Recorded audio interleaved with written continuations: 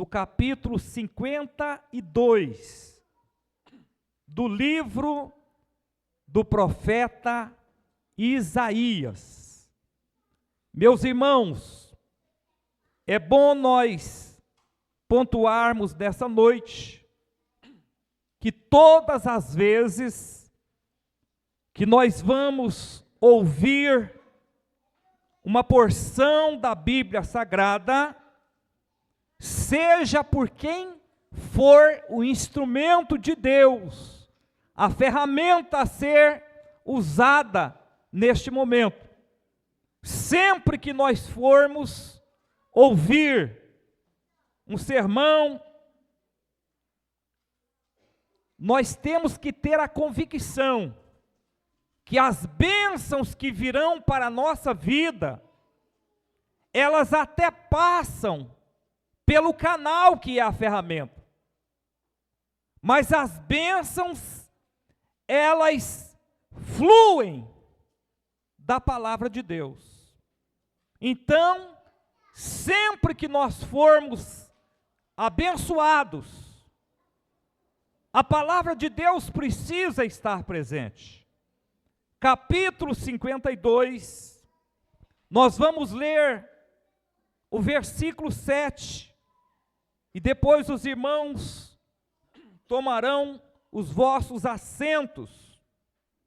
Eu vou ler uma vez, e depois para nós gravarmos, eu pediria que a igreja recitasse também, em seguida, o versículo 7, que nos diz: quão suaves são sobre os montes os pés do que anunciam as boas novas, que faz ouvir a paz, que anuncia o bem, e que faz ouvir a salvação, e que diz a Sião: o teu Deus reina. Vamos lá, a igreja.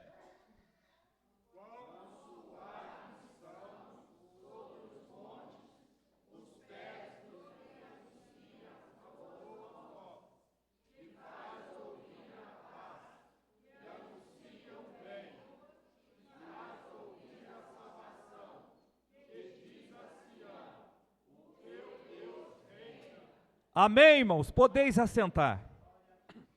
Bendito seja o nome de Jesus. Nós podemos ver aqui, irmãos, pelo menos contida no versículo 7, 5 verdades que todo missionário deve anunciar. Nós estamos nesta noite em um culto de missão, em um culto que foi reservado para fomentarmos a razão da obra missionária, o motivo da obra missionária, a necessidade e a urgência de se fazer, de se pensar, de se fomentar a questão da obra missionária. Porque é que em um domingo como este, fala-se ou para-se e reserva um tempo para falar da obra missionária? Primeiro, nós precisamos compreender que todos nós somos frutos da obra missionária. Todos nós. Até aqueles que nasceram em um berço evangélico, nós somos frutos da obra missionária. Nós somos frutos de alguém que um dia se levantou e ousou a pregar a palavra de Deus para nós, ou para os nossos antepassados, os nossos pais, os nossos avós. Então nessa noite, você que está sentado aqui nesta casa de oração, você que veio cultuar ao Senhor, eu quero te lembrar com muito respeito que eu e você, nós temos uma dívida com a obra missionária. O Brasil tem uma dívida com a obra missionária, meus irmãos. O mundo tem uma dívida com a obra missionária. E aí nós vemos aqui o profeta Isaías, com muita precisão, com muita graça de Deus, ele dizer: quão suave são os pés sobre os montes daquele que anuncia as boas novas. Nós que estamos, irmãos, aprendendo, né, a pregar a palavra de Deus, nós que somos obreiros, se nós quiséssemos nesta noite um esboço para pregar, para fazer a obra missionária, se nós quiséssemos fazer aqui um curso rápido para se exercer a missiologia em qualquer parte do mundo, Isaías está nos dando a oportunidade de nós sabermos que a obra missionária, ela se faz com a seguinte expressão: para se fazer a obra missionária, precisa anunciar as boas novas. Ninguém, queridos irmãos, que se preze, ou que se preste, ou que se candidate a pregar a palavra de Deus, a ser um missionário na sua cidade, no seu estado, ou mesmo na sua família, e que não esteja disposto a anunciar as boas novas. As boas novas significa o Evangelho de Deus. As boas novas significa aquilo que Deus tem feito em nossa vida. Então a primeira expressão é que Isaías ele vai dizer que para um esboço ser completo, ele precisa começar sendo pregado pelas boas novas. Ninguém vai ganhar ninguém se chegar para contar a sua experiência própria, não. O que norteia a vida de um missionário, o que norteia a vida de uma igreja, o que norteia a vida de um obreiro é anunciar as boas novas de salvação, é falar daquilo que o nosso Deus fez por nós, é fazer como a palavra de Deus nos diz, porque o amor de Deus foi tão grande que Ele deu o seu único Filho para morrer em nosso favor, porque Deus amou o mundo de tal maneira que deu o seu Filho unigênito para que todo aquele que nele crê não pereça, mas tenha a vida eterna. Aleluia, a mensagem que nós temos que levar dentro dos valados, dentro das ruas, das avenidas e nas casas ou nas choupanas, meus irmãos, nada mais é que o Evangelho do Senhor Jesus Cristo. Falar de mim não vai resolver nada, contar a minha história, seja triste ou alegre, não vai resolver, mas seja eu douto ou indouto, quando eu chego, meus irmãos, com a mensagem do Evangelho de Cristo, essa mensagem, ela é poderosa. O que transforma a vida do homem é falar que Jesus Cristo é a solução do mundo, é que Jesus Cristo resolve o problema do rico, mas também resolve o problema do pobre. Bendito seja o nome do Senhor. Isaías está dizendo: quão suaves são os pés daqueles que anunciam as boas novas. Meus irmãos, nós precisamos estar dispostos a anunciar as boas novas de salvação. E quando eu estava, meus irmãos, preparando essa mensagem, o Senhor me levou lá no capítulo 3 do livro do Gênesis e nos mostrou que o primeiro a pregar a boa nova foi o próprio Deus. Deus, Ele chama agora, meus irmãos, após a queda do homem, após a desobediência de Adão e Eva, Deus, Ele vai fazer uma reunião lá no jardim, e Deus ele vai dizer: olha, tudo que eu criei foi perfeito, eu criei o ser humano perfeito, eu criei vocês perfeitamente, Eu trouxe uma mensagem para que vocês não pecassem. Eu criei tudo perfeito, o jardim é perfeito. O ser humano é perfeito. Não havia doenças, não havia enfermidades, não havia fadiga, mas o ser humano desobedeceu. Então, vamos ver o que diz aqui para nós entrarmos na mensagem, meus irmãos. Nessa noite nós precisamos conferir, e para nós termos, irmãos, argumentos para anunciar as boas novas, nós precisamos extrair da Bíblia Sagrada. A internet ela é muito boa, meus irmãos, ela nos oferece muito conteúdo, muito entretenimento, mas o que resolve o nosso problema está contido na Bíblia Sagrada. A Bíblia nos diz assim: olha, o Senhor, depois de haver reunido com o ser humano, o Senhor está dizendo: olha, porém inimizade entre ti e a mulher, entre a tua semente e a semente da mulher, e essa te ferirá a cabeça, e tu lhe ferirás o calcanhar. Sabe o que havia acontecido aqui?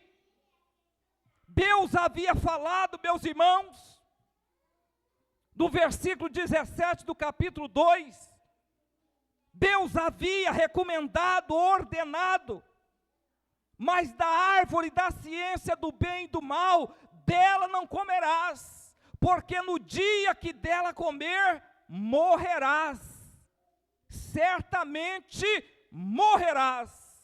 Então o capítulo 3, para nós entendermos o contexto do versículo 15, a Bíblia vai dizer que a serpente era mais astuta de todas as limarias do campo, que o Senhor Deus tinha feito. E esta disse à mulher: é assim que Deus disse, não comerás de toda a árvore do jardim? E disse a mulher, a serpente: do fruto das árvores do jardim comeremos, mas do fruto da árvore que está no meio do jardim, disse Deus, não comereis dele, e nem nele tocareis, para que não morrais. Então a serpente disse à mulher: certamente não morrereis. A serpente colocando a dúvida, a serpente tentando desmentir a Deus. E o versículo 5 diz: porque Deus sabe que no dia em que dele comerdes, se abrirão os vossos olhos, e sereis como Deus, sabendo o bem e o mal. E vendo a mulher de que aquela árvore era boa para se comer e agradável aos olhos, e a árvore era desejável para dar o entendimento, tomou do seu fruto e comeu, e deu também ao seu marido, e ele comeu com ela. Aqui começam os problemas, meus irmãos. Quando nós aderimos o caminho da desobediência, quando nós fazemos tudo contrário que Deus determinou da nossa vida, o versículo 7 começa dizendo que até aqui era perfeito, até o momento em que esse casal desobedece, estava tudo em perfeita harmonia. Mas o versículo 7 diz: então foram abertos os vossos olhos, e conheceram que estavam nus, e coseram folhas da figueira, e fizeram para si aventais. Sabe o que nós aprendemos aqui? Que o que Deus fez é perfeito, mas ao passo que nós desobedecemos a Deus, a primeira coisa que acontece, a primeira coisa que aconteceu a este casal, eles conheceram que estavam nus, ou seja, pela primeira vez na história da humanidade, eles vão experimentar o que é vergonha. Eles vão experimentar o que é se sentir envergonhado. Satanás faz dessa forma, meus irmãos. Primeiro ele confunde as pessoas, e depois que ele confunde que elas aderem à desobediência, a primeira coisa que vai acontecer, o ser humano vai cair em si, vai ver o seu estado.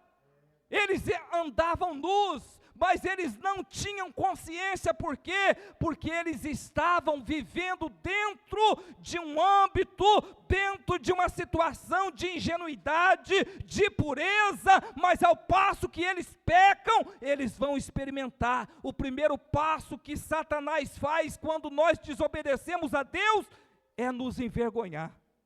O versículo 8 diz que eles ouviram a voz de Deus que passeava pelo jardim e esconderam-se. Eles que estavam acostumados todos os dias, na viração do dia, a ter uma reunião com Deus, agora eles terão o trabalho de se esconder de Deus. Se esconder por causa do quê? Por causa da vergonha. E a Bíblia diz que no versículo 9, Deus lhes chamou, lhes dizendo: onde estais? E aqui, meus irmãos, eles vão experimentar de uma forma bem enfática o que é a vergonha, o que é você ter que se esconder de Deus. Quantas pessoas que nos dias de hoje, na noite de hoje, irmãos, gostaria de estar dentro da casa de Deus, podendo adorar o nome santo do Senhor, mas não tiveram coragem. Por quê? Porque um dia, por algum motivo, fez algo que tirou o seu desejo de estar na casa do Senhor e resolveu se esconder por causa da sua vergonha. Então nós vemos que esse casal experimenta o que é vergonha, o que é ter trabalho, o que é ter em si o espírito da covardia. Porque quando Deus intercepta, meus irmãos, e vai se reunir com este casal, a primeira coisa que Deus fala com Adão: Adão, o que tu fizestes? Ele vai ser covarde, ele não vai assumir a sua condição de pecado, mas ele vai lançar, vai transferir para a sua esposa, para Eva, dizendo: olha, foi a mulher que tu me deste. É assim que acontece conosco, meus irmãos. Quando nós erramos o alvo, quando nós desobedecemos a Deus, nós nos tornamos seres covardes, nós não assumimos os nossos atos, todos são culpados pelas consequências que estão sobre a nossa vida, menos nós. Foi assim que aconteceu com Adão, mas a Bíblia diz que no meio de tudo isso, no meio dessa transferência de culpa, no meio dessa consequência de morte, Deus vai conversar com eles e vai dizer o seguinte: olha, ainda que a situação de vocês agora está um caos, vocês não atrapalharam somente a vida de vocês, porque vocês agora estão com medo, vocês não sabiam o que era medo, vocês não sabiam o que era dor, vocês não foram criados para a morte, a situação de vocês está um caos. Porém, eu tenho uma nova preparada para a vida de vocês e de toda a humanidade. Meus irmãos, nós precisamos entender como era o estado depois do pecado, para depois nós começarmos a desfrutar da boa nova que Deus tem preparado. Sabe por que muitas vezes nós não valorizamos a casa de Deus? É porque nós esquecemos a maneira que nós estávamos antes de entrar dentro da presença do Senhor. Quando, meus irmãos, nós esquecemos de onde nós fomos arrancados, nós não valorizamos o lugar que nós estamos assentados hoje. Quando, meus irmãos, nós esquecemos da onde o Senhor nos arrancou, do que é que o Senhor nos tirou, o nome que nós recebemos, meus irmãos, nós não valorizamos, mas nessa noite o Senhor nos trouxe aqui, para que eu e você se lembrasse de onde Ele nos tirou.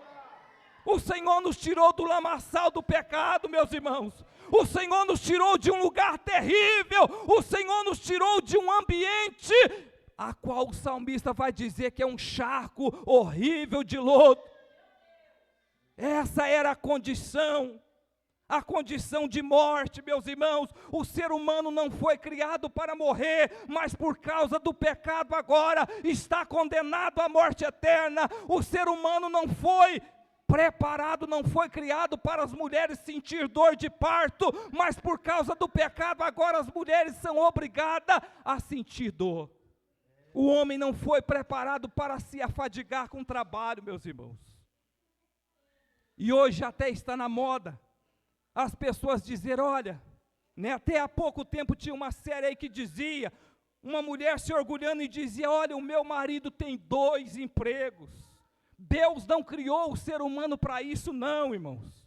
Deus, Ele nos criou para termos um bocado de cada dia, mas por causa do pecado, tudo se tornou difícil. Só que Deus, Ele sempre tem algo preparado para a nossa vida. Deus não é surpreendido por nada, e aqui entra o versículo de número 15.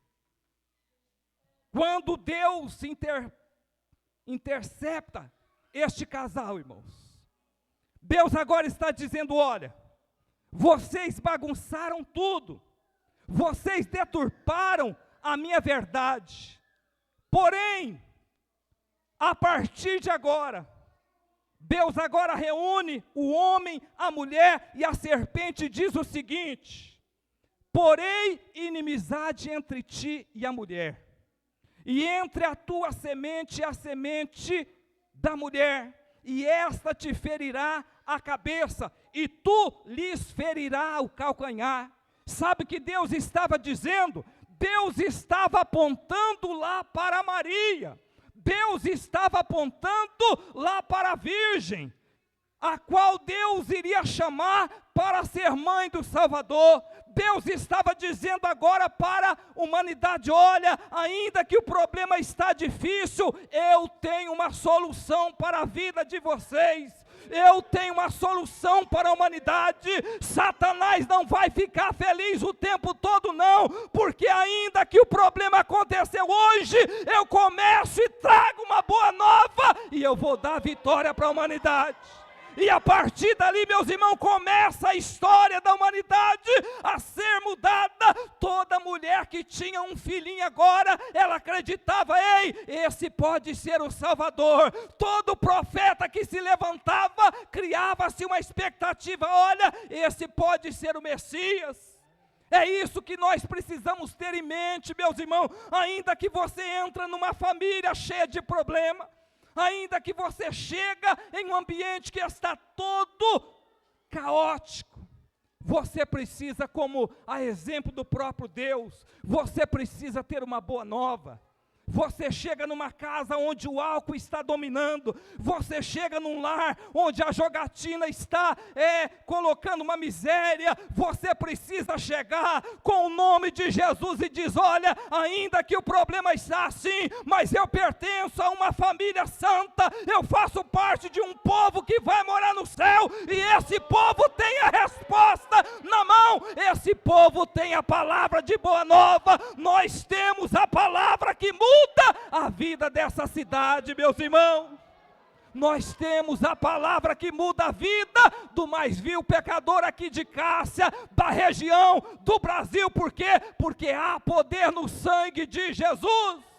Deus estava apontando para a vida do Messias. Deus estava dizendo, ei, não fica feliz pelo tempo todo não, serpente, porque eu vou trazer da semente da mulher, vai nascer um Jesus Cristo na terra, vai pisar na cabeça da serpente, e eu vou levantar uma igreja, lá em Cássia, eu vou levantar uma igreja em Minas Gerais, eu vou levantar uma igreja, e o meu nome será glorificado.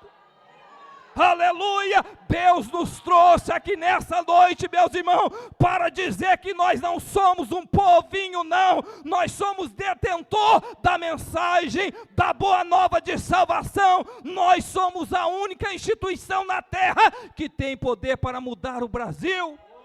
É só a igreja do Deus vivo, meus irmãos, é só a igreja do Deus vivo é que tem essa palavra.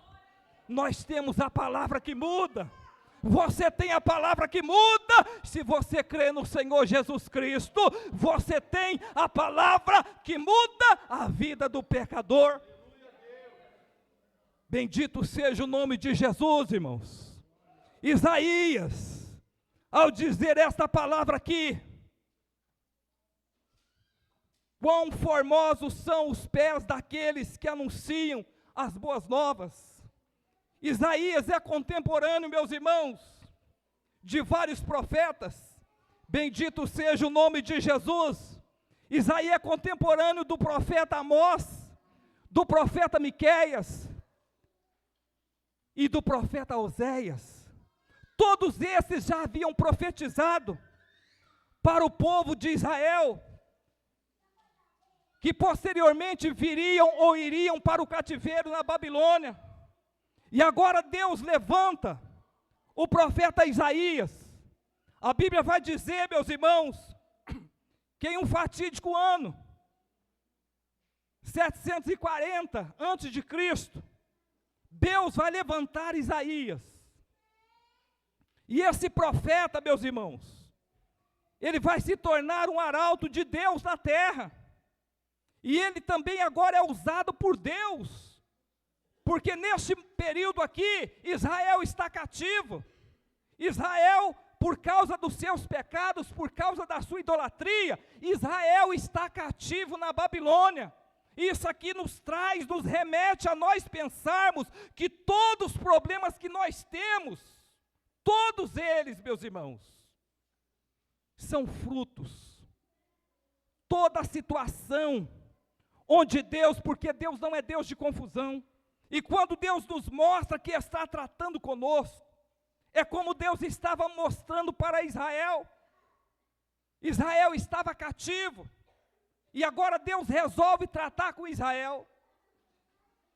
Só que Israel, meus irmãos, está passando muita vergonha, está sendo subjugado, está sofrendo, longe da sua pátria. E nascia no coração de Deus o momento em que traria essa nação de volta. Então Deus levanta Isaías agora, e ele vem dizer: quão suaves são os pés sobre os montes dos que anunciam as boas novas. Pastor, me prova que essa palavra é para Israel. O versículo de número 1 do capítulo 52 nos mostra: desperta, desperta e veste a tua fortaleza, ó Sião. Veste as tuas vestes formosas, ó Jerusalém, cidade santa, porque nunca mais entrará em ti nenhum incircunciso imundo. Sacode o pó, levanta-te e assenta-te, ó Jerusalém, solta-te das tuas ataduras, do teu pescoço, tu cativa, filha de Sião. Deus está tratando com Jerusalém através do profeta Isaías. Este povo está longe de casa, este povo tem notícias ruins da sua pátria. Jerusalém está destruída, os muros estão caídos, pessoas foram mortas, meus irmãos, outros tiveram que fugir para outras pátrias. Mas agora Deus levanta Isaías. Isaías vem dizendo: olha, quão suaves são sobre os montes os pés daquele que anunciam as boas novas, que faz ouvir a paz. Deus está reportando a este povo agora, meus irmãos, através dessa palavra. Vai chegar um tempo que as boas novas vai chegar para vocês.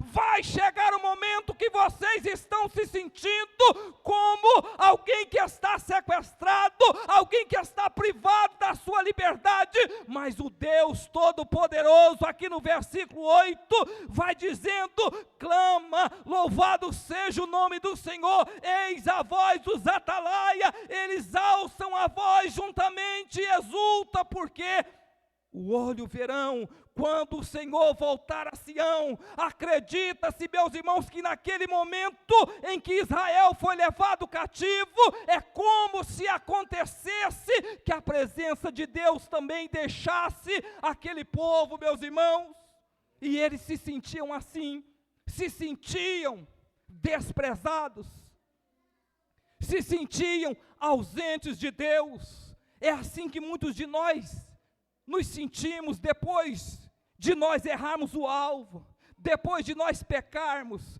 depois de nós desobedecermos. Quantas vezes é dessa forma que nos sentimos?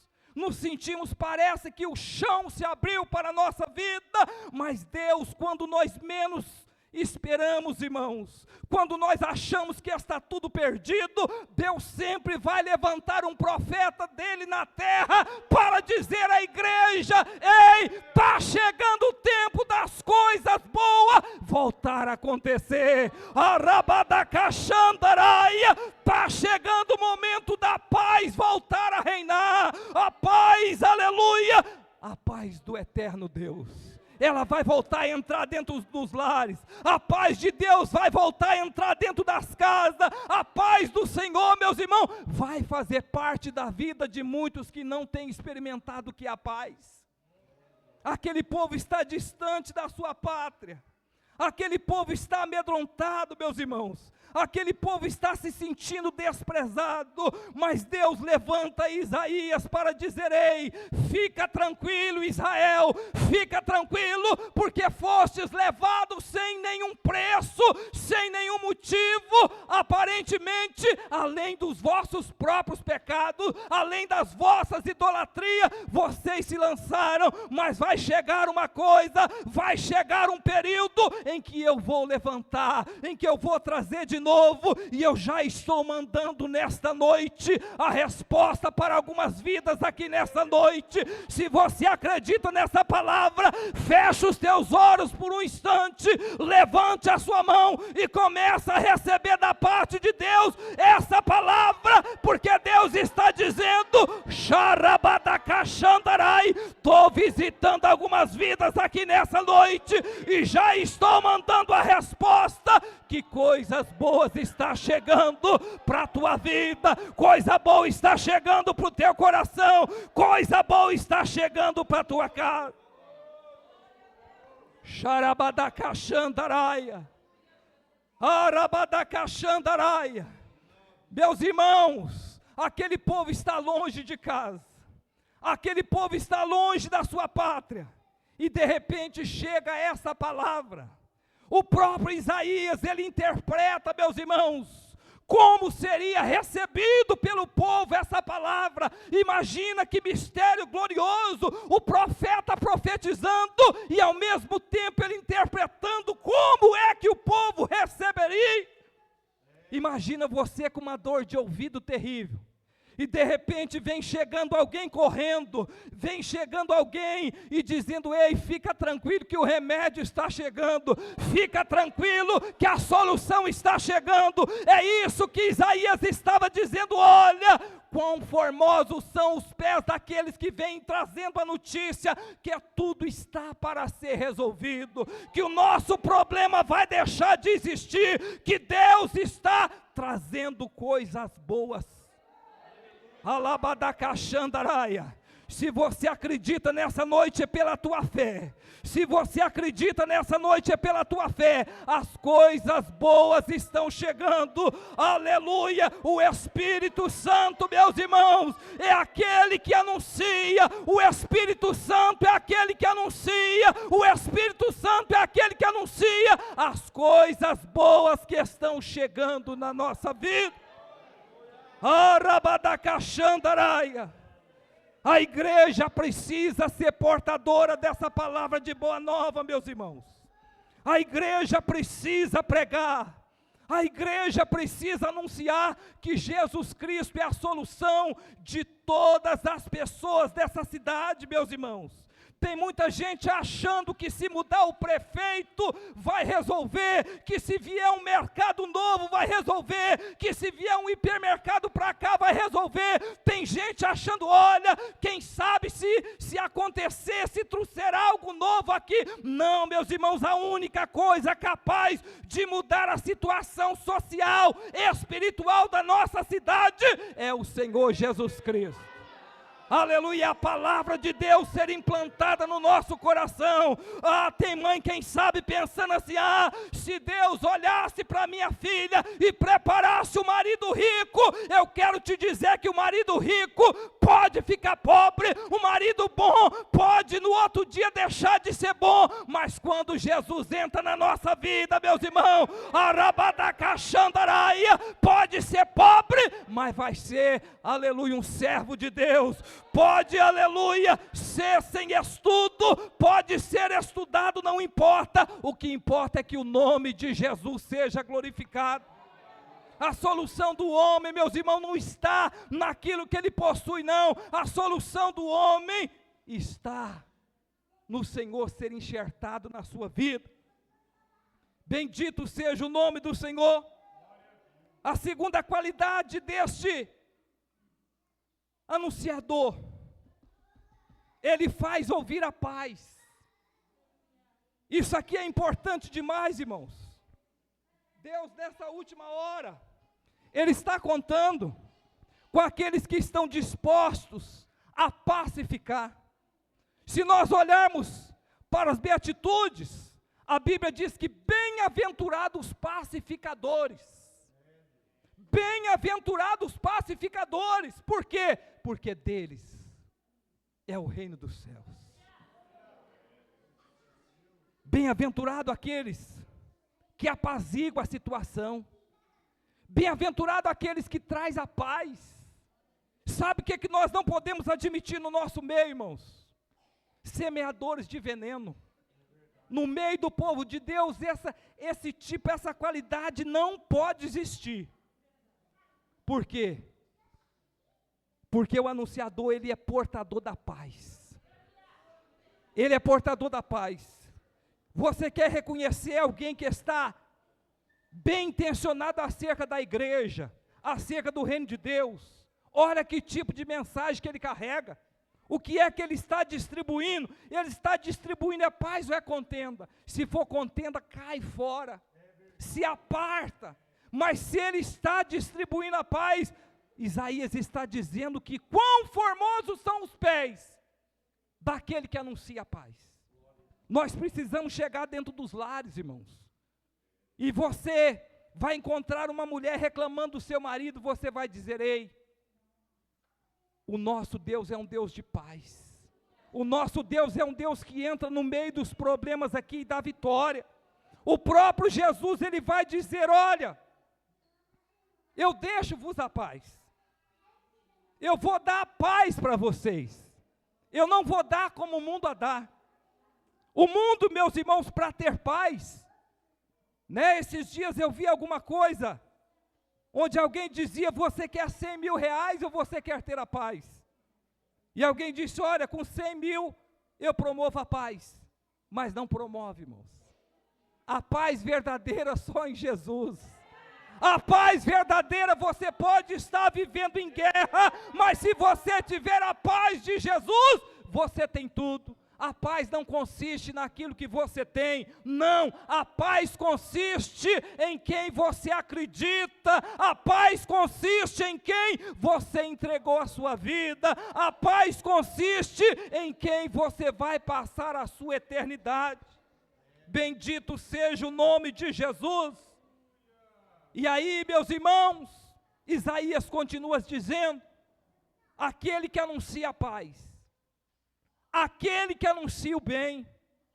E aí eu lembrei do que nos diz o Salmo 126. Grandes coisas fez o Senhor por nós. Sabe o que significa isso aqui, irmãos?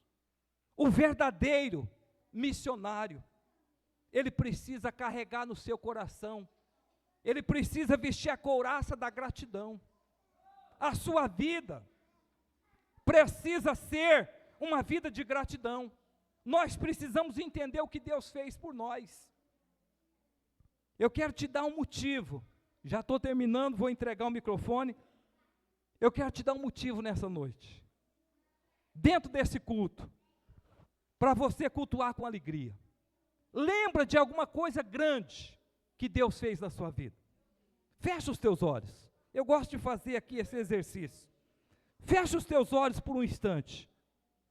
E lembra de algo que Deus fez que para você significa grande. Isso é coisa boa, irmãos. Grandes coisas fez o Senhor por nós. Deus já te livrou de acidente. Deus te livrou do fracasso. Deus te livrou de problemas terríveis. Deus te livrou do inferno. Olha aí, irmãos. Era para nós estar condenados. Mas o Senhor nos amou primeiro. Nós estamos em um culto missionário. E a igreja precisa carregar essa mensagem, irmãos. A mensagem da gratidão. Nós não temos tão somente que ter conteúdo de gratidão, não. Nós precisamos ter vida de gratidão. Nós precisamos ter prática de gratidão. Nós precisamos dizer ao mundo: grandes coisas fez o Senhor por nós, e por isso nós estamos alegres. Nós estamos alegres. Nessa noite, a causa da nossa alegria, meus irmãos, é que o Senhor fez grandes coisas por nós. Oh, aleluia! Só você que acredita que Deus fez algo grande, glorifique o Senhor nessa noite. Aleluia! Bendito seja o nome de Jesus. Grandes coisas fez o Senhor por nós. Nós precisamos anunciar essas grandes coisas. Quando meus irmãos chegaram lá para esse povo cativo, eles começaram a lembrar, meus irmãos, do que Deus fez no passado, das coisas que Deus fez pelo seu povo no passado, que se tinha algo que o povo de Israel sabia fazer, é praticar a verdade, né, a transmissão oral, falar de um para o outro. O pai perdia, ou seja, empregava tempo para contar para o seu filho: olha, Deus, ele fez isso por nós. Olha, certa feita, o nosso povo estava cativo lá no Egito, mas Deus arrancou o nosso povo com as mãos fortes. Deus abriu o mar vermelho. Deus fez coisas gloriosas. Deus colocou o povo na terra prometida. Deus deu vitória na conquista das cidades. Ainda que os espias vinham desanimar, mas sempre tinha alguém dizendo: olha, tem jeito para o povo de Deus, tem vitória para o povo de Deus. E eles começavam a transmitir essas notícias, meus irmãos. As crianças iam crescendo com a gratidão no coração e dizendo: olha, lá no céu tem um Deus que faz coisas grandes. Na minha igreja tem um Deus que opera coisas grandes. No meio dos anciãos tem um Deus que opera coisas grandes. No meio dos profetas tem um Deus que opera coisas grandes. A maior prova disso, irmão, é que certa vez tinha uma menina escrava lá na casa de Naamã, mas essa menina tinha ouvido dos seus pais que Deus operava coisas grandes. E agora ela escuta a sua senhora dizer: olha, Naamã vai morrer, Naamã está com lepra, apesar de ser general, não vai durar muito tempo. Essa menina se levanta e diz assim: ei, oxalá que o meu senhor Naamã estivesse em Israel, ele saberia que lá tem um homem de Deus, aleluia, um Deus que faz coisas grandes. A igreja precisa ser portadora, meus irmãos, dessa notícia. Você encontra alguém lá na fila do banco dizendo: olha, a minha mãe está fazendo quimioterapia, e você pode dizer: olha, deixa eu te dar uma notícia, se ela acreditar, se ela receber uma oração, ainda pode ter jeito para ela. Mas minha filha está com depressão, mas se você acreditar, na nossa igreja tem um culto de oração, na nossa igreja tem uma prática de ungir com óleo, no nome do Senhor. O nosso Deus faz coisas grandes ainda. A igreja não pode perder essa perspectiva, meus irmãos, senão nós nos tornamos um bando de religiosos, um bando de saudosistas. Mas não, nós precisamos sair daqui ainda dizendo: olha, Deus falou comigo neste culto, Deus tem vitória para nós durante essa semana, porque Ele não mudou, Ele é o mesmo ontem, Ele é o mesmo hoje, e é o mesmo eternamente. O nosso Deus não mudou, o nosso Deus continua operando coisas grandes. É por isso que nós estamos alegres. Não é por mais nada, meus irmãos, é porque grandes coisas tem feito o Senhor por nós. A penúltima, Isaías fala da salvação, e é um termo muito usual no nosso meio. E um dia alguém brincou comigo: olha, vocês vivem falando de ser salvos. Salvo do quê? Eu não estou preso, eu não estou condenado à morte. Eu disse: olha, eu aprendi que todo ímpio, toda pessoa que não serve a Deus, ele precisa ser salvo, não é das garras de Satanás, não. Ele precisa ser salvo da ira de Deus, porque Deus está irado com o mundo. Talvez você nunca ouviu isso na sua vida, mas nós precisamos ser salvos, meus irmãos. Não é do diabo, não. Nós precisamos ser salvos da ira de Deus, porque a Bíblia diz que a taça da ira de Deus, ela está se enchendo, e vai chegar o momento que ela vai transbordar, e Deus vai tratar com a humanidade na terra. As pessoas que estão brincando, meus irmãos, enquanto estão lá fora estão cegos, mas quando vêm para o âmbito da presença de Deus e continua brincando, do que nós precisamos ser salvos? Da ira de Deus. Nós precisamos ser salvos da ira de Deus. A ira de Deus, irmãos, é terrível. E é isso que Isaías estava dizendo àquele povo. Vocês precisam compreender que Deus vai trazer vocês de volta, mas vocês precisam ser salvos da ira de Deus. Vocês precisam se arrepender. Isaías estava dizendo: Israel só está no cativeiro. Nabucodonosor não tinha direito de levar, eles não fizeram nada contra o reino babilônico, não, foram levados de graça. É por isso que a Bíblia diz que não foi com ouro e nem com prata que nós fomos comprados. Nós fomos comprados com o sangue de Jesus. O diabo também nos levou, nós não devia nada, a humanidade não devia nada, ele levou de graça. Mas agora, Isaías está dizendo: Israel precisa se arrepender, e quando voltar para Jerusalém, precisa voltar diferente. Sabe o que Deus está falando conosco nesse culto de missão? Nós precisamos, irmãos, amanhecer amanhã uma segunda-feira diferente. Nós precisamos amanhecer uma segunda-feira com gratidão, sabendo de uma coisa: olha, do que eu me queixo muitas vezes é dos meus próprios pecados, do que eu me queixo muitas vezes é dos meus próprios erros. Deus não erra, Deus não castiga ninguém, mas Ele trata mediante o desprezo com que nós tratamos a sua obra. Bendito seja o nome do Senhor. E para encerrar, Isaías vai dizer: olha, os pés daqueles que anunciam as boas novas, eles também precisam anunciar o reino de Deus. Meus irmãos, nós como missionários, nós como uma igreja missionária, nós como fruto missionário, Deus precisa reinar na nossa vida. Nós precisamos destronar tudo nessa noite e colocar Deus no centro. Lembra da palavra de Deus no capítulo 6, versículo 33? Mas buscar em primeiro lugar, quem se lembra? O reino de Deus e a sua justiça, e as demais coisas vos serão acrescentadas.